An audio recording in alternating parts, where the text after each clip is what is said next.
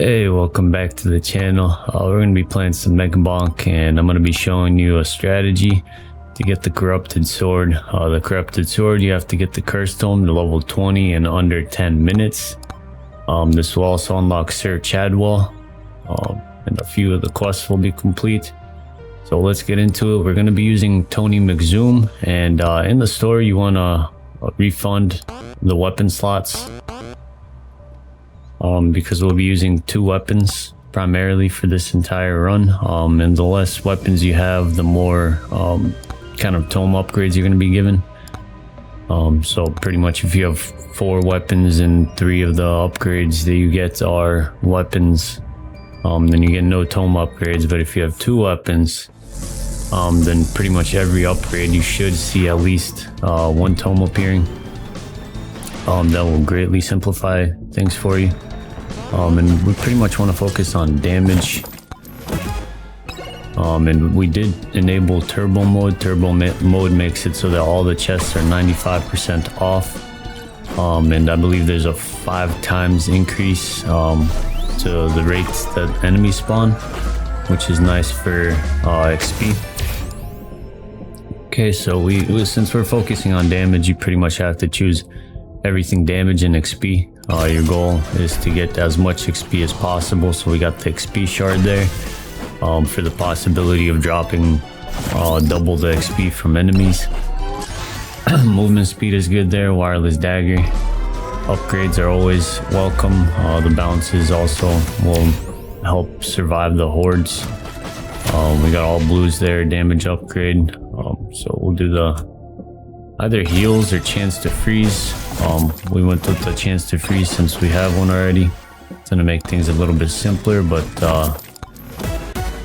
might also want to get a way to heal somehow. Nice, we got the gloves there, the gold gloves, which I think it's 2% chance or 8% chance to make an explosion around yourself, which is really nice for the hordes. Okay, we got jump height there. We kind of want to get movement up. We got the gas mask, which is really nice. If we get any sort of poison damage, we'll get lifesteal, so that's actually really nice for regaining health. Pretty much just flame walker and the daggers is what we're going to be using. So increased damage, just pretty much choose anything damage, open every single chest that you see. Moldy gloves, that's actually extremely good for the gas mask there. And right now what I'm hoping for getting is a microwave and the key.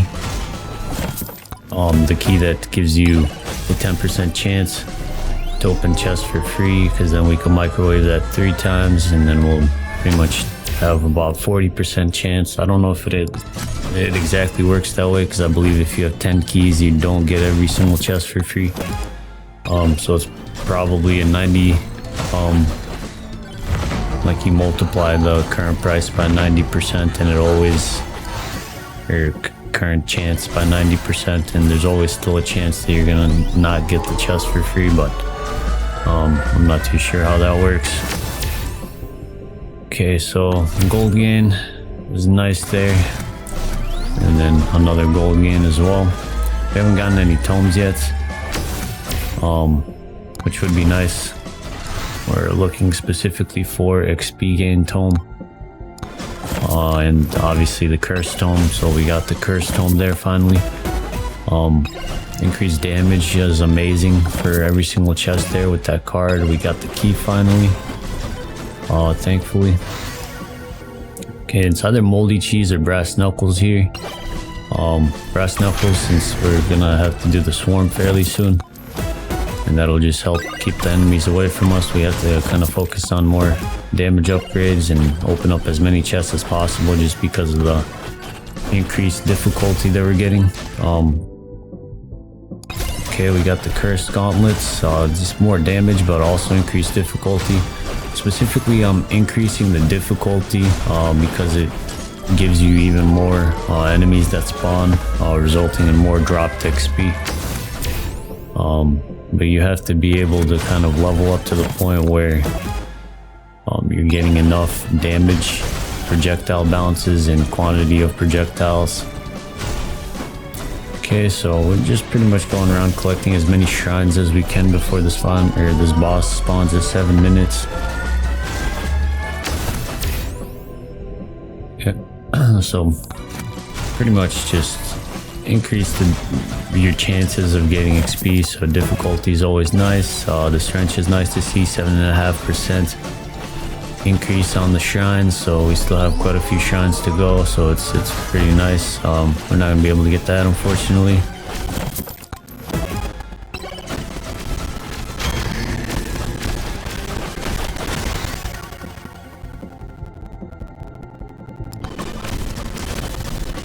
Okay, so you can see we're actually killing the stone golems fairly quickly. We're doing a good amount of damage.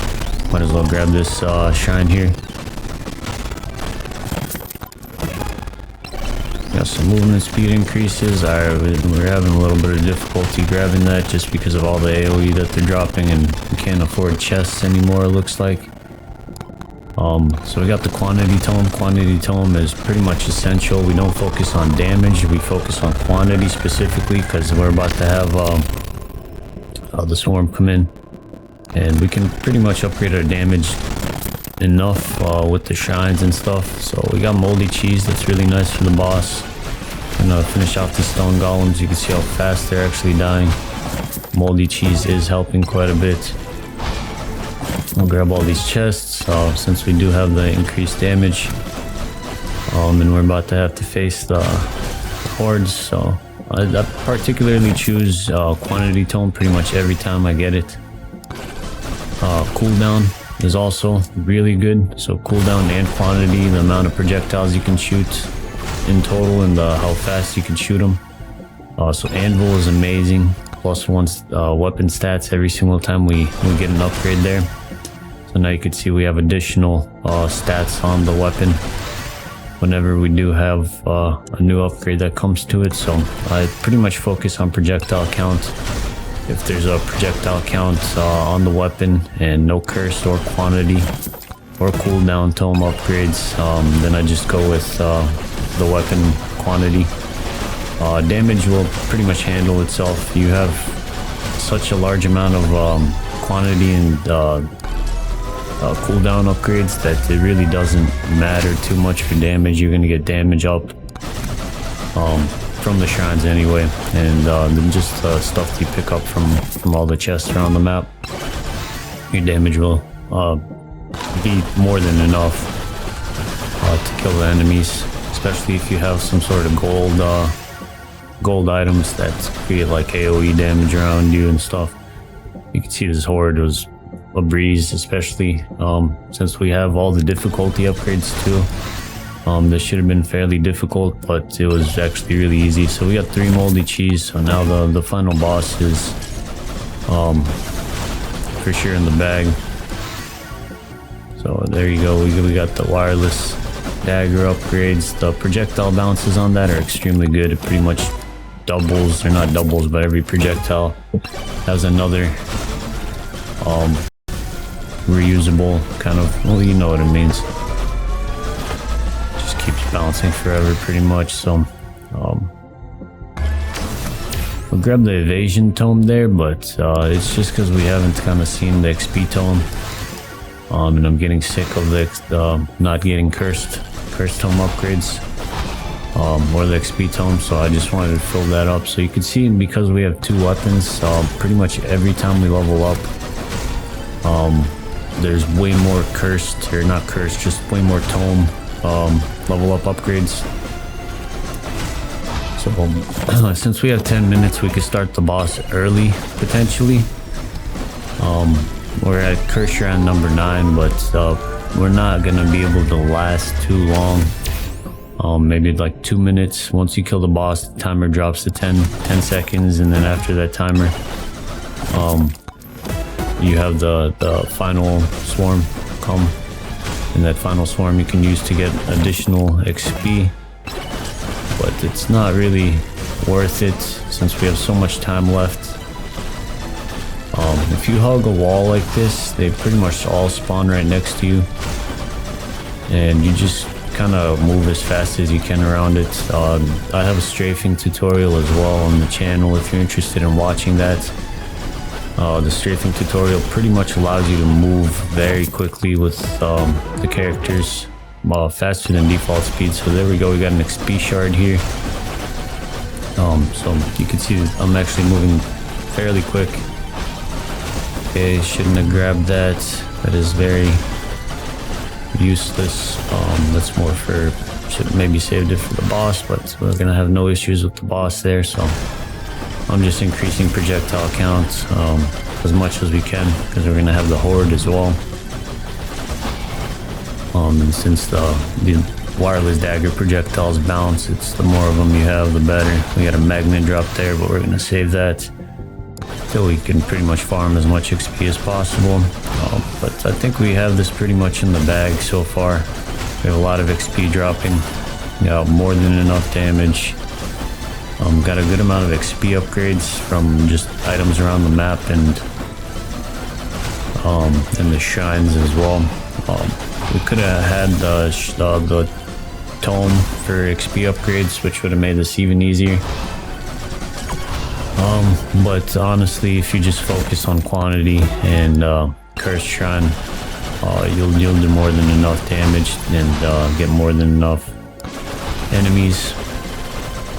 So there we go, we got the speed upgrade, and it's pretty much, we have more moldy gloves, so that's our second moldy glove, which is even more healing.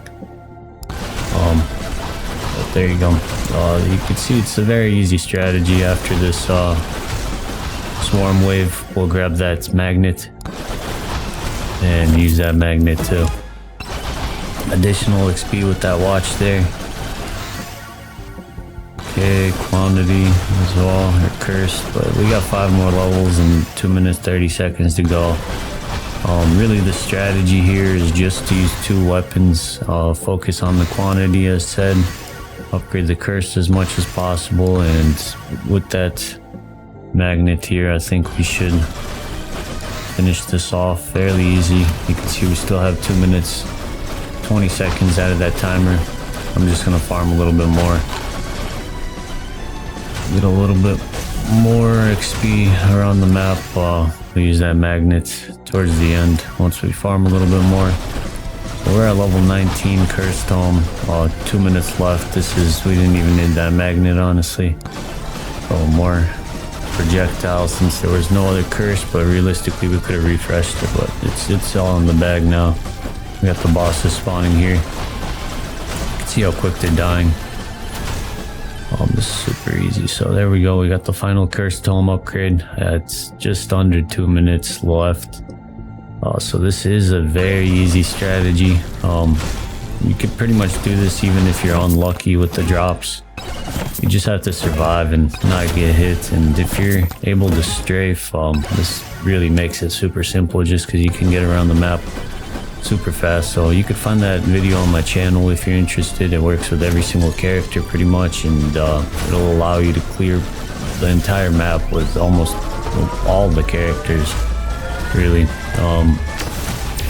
So here we're just pretty much going to try to survive as long as possible. We'll start this boss wave just to see how quickly we can kill this, open all the chests around the map since we collected a bunch more gold.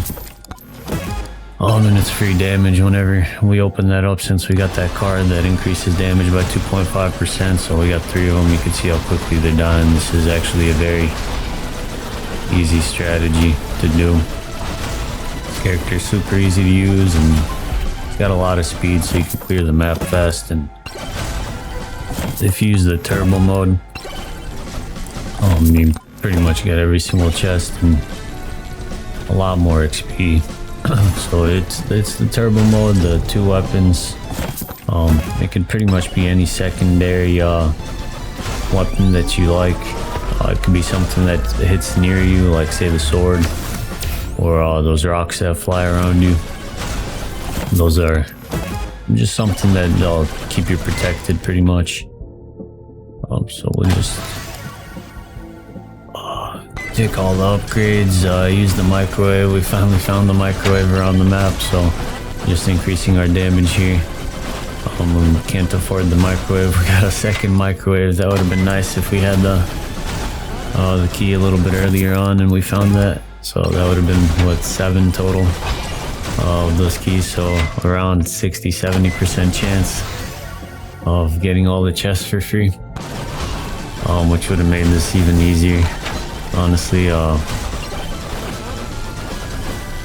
Okay, so we're just increasing our damage with that. So we'll just keep killing these guys as long as possible. I'm just trying to see if it's possible to survive longer than 2 minutes apparently, because we're shooting fairly fast, and realistically our second weapon doesn't really do too much. It would have been probably a little bit better to go with the sword or the chunk, those rocks that fly around you, or anything else that kind of clears enemies away from you. Tornadoes, maybe black holes, all that would work just as well. Okay, so you can see they're actually approaching us fairly quickly here, so we're not going to survive too long. So anyway, if you enjoyed the video, if you found the strategy useful, please subscribe to the channel, like the video, leave a comment if there's any other strategies or quests or anything you'd like me to complete, or if there's anything you'd want to see specifically from this channel. It doesn't necessarily have to be Megabonk. But yeah, that's it for the video. Thank you again for watching, and have a good day. Bye.